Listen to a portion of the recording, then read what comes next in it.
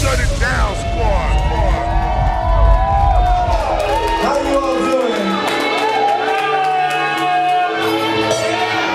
We're Key-N-Krates. We came all the way from Toronto, Canada, to have some fun. So we have to be ready to have a good time with us. Here we go.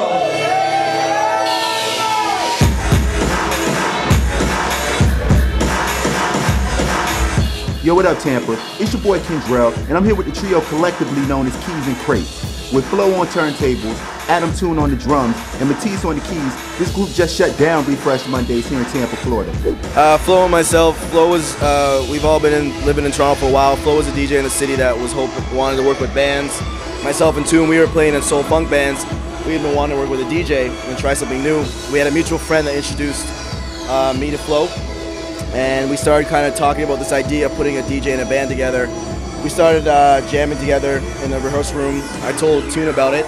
He got in. We started trying to just jam out for about 6 months before we figured out what we were doing. And it kind of came out through that. And then we kind of did our first show, and from there it was kind of evolving. So that's where Key-N-Krates was born, I guess.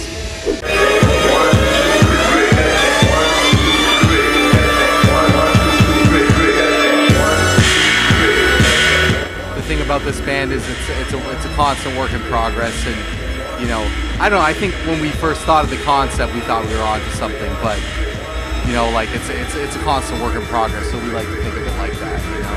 Really after the first show, because we didn't know what to expect from the crowd. We went up there with a bunch of jams that we were doing, and we thought we'd play it in front of people and see how they went, and it seemed to, you know, seemed to get a positive response. So after that first show, we kind of knew that it connected with the audience, and from there we posted some YouTube clips from that very first show. So those clips you see of the Fugees and Next Episode and Sleep Quality, that's from our very first show, and those clips got passed around, and we kind of were surprised by how much it got passed around, and that's kind of how we knew. Put your hands up high, Tampa. Put your hands up. Hands up.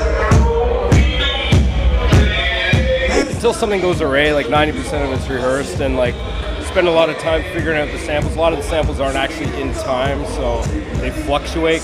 Back in the day, like they didn't play to click tracks, it was all jazz bands, right? So a lot of the samples actually fluctuate in time. So it's kind of a learning process of figuring out how the samples actually kind of flow. Sometimes it speeds up, and like you kind of just have to pay attention to it. It's pretty tricky.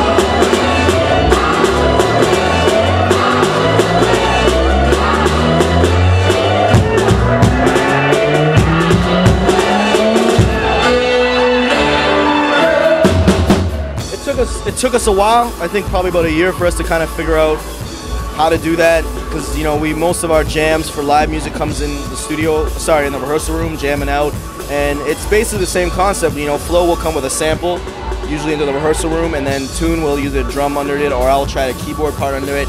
And you know, after this long, we know if it's going to work. If it works, we end up jamming on it for 10 or 15 minutes. If it doesn't work, you know, we're struggling, and we'll throw out the sample and we'll try something new. So same thing with the production style. Flo will come into the studio with a beat, a sample. You know, I'll try to lay some keys down in the beat kind of thing. And Toon's our engineer, so he'll mix a lot of stuff. And if it's not, if it takes us too long to kind of get it going, then we ditch it and we wait till we get a sample that kind of just hits. And if we're all moving to it, we kind of make sure that's the kind of standard that we have. All three of us are really into it, and so far it hasn't failed us. For more information, hit up Key-N-Krates on SoundCloud.com/Key-N-Krates. Also, be on the lookout for their debut album, coming soon. Again, this is Kendrell, representing the Shutdown every Saturday night, 12 to 3 a.m., WMNF 88.5 FM.